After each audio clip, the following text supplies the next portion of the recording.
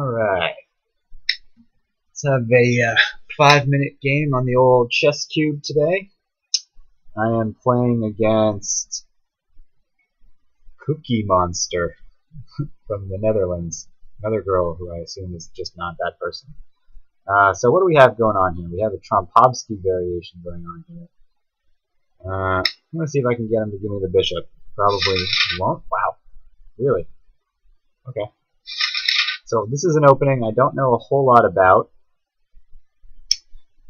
but I have the two bishops, so that must be sort of nice for me in the opening, right?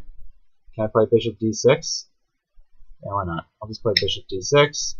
And I have this doubled f-pawn, but I'm not sure that's such a huge deal here. Just support my center. And let's see. Probably just castle. So this person is rated 13-17, so strong player. So let's see what we get here. Bishop f5 maybe? Bishop f5 seems like a good place to stick the bishop on this nice diagonal. Putting pressure on this pawn on c2.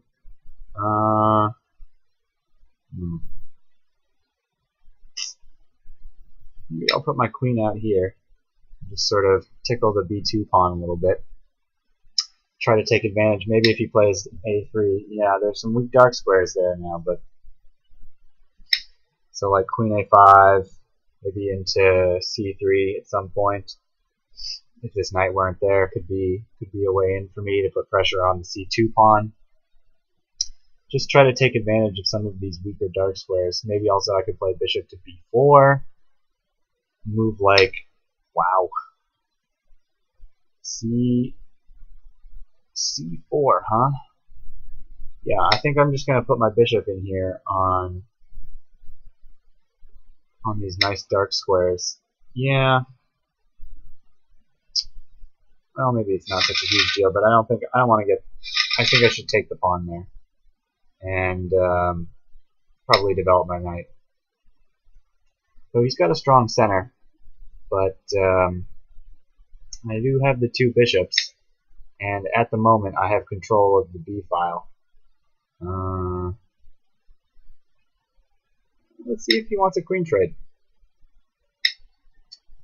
I'd like to trade queens here and just slowly sort of take advantage of my two bishops if I can.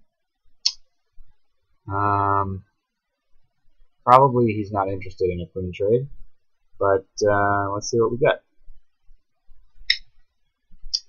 So how's my time here? 3:43. Alright.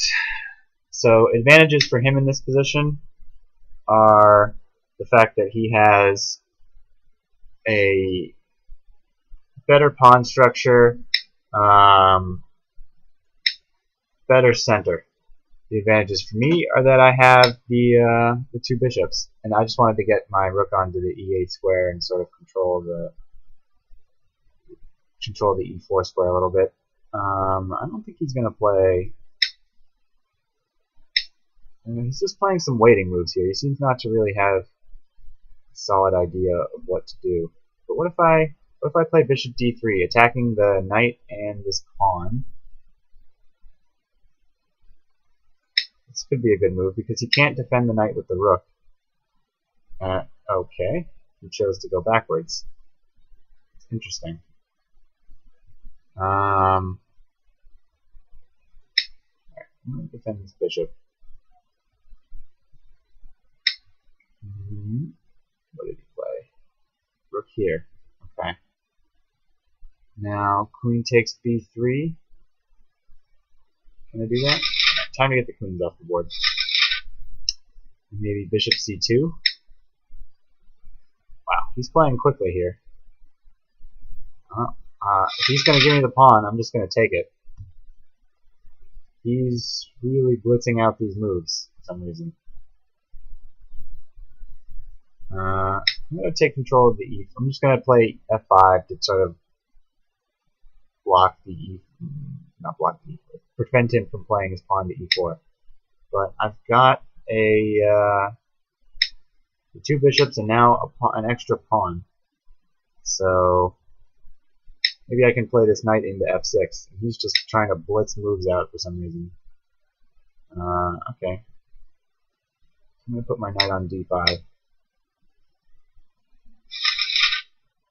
Wow.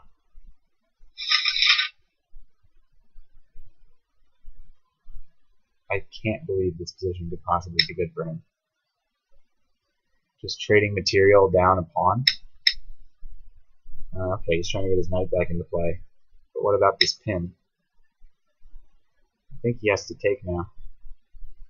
I think he has to take this bishop, because there's no way for him otherwise to defend the knight. Because the rook can't go to e1. It'll just be taken. Yeah. And now, take here. I guess that was his only option.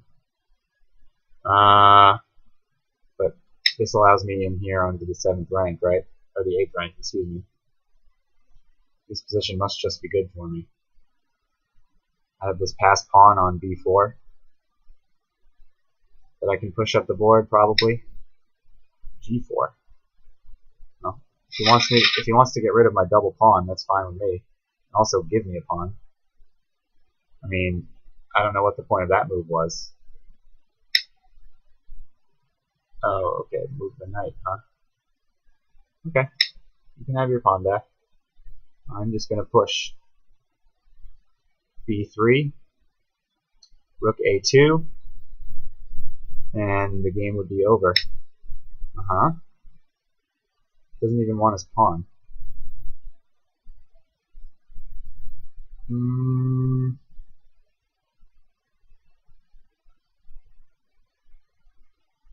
Take it. No, you don't want to take it? Well, now I'm really threatening rook to a2. That was the idea of this move.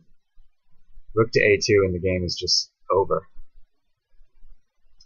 If he couldn't take the pawn with the king because his knight was hanging, and this is the other idea of the move, was to be able to get in this a2 move. Yeah. So he couldn't play. If he played the king takes here, the knight was hanging, and now I'm threatening rook a2, and if he takes, then pawn takes, and then that's just a queen. There's no way to stop it. And if he doesn't take, he just loses a rook. So yeah, interesting game. Hope you guys enjoyed it, and we'll see you next time.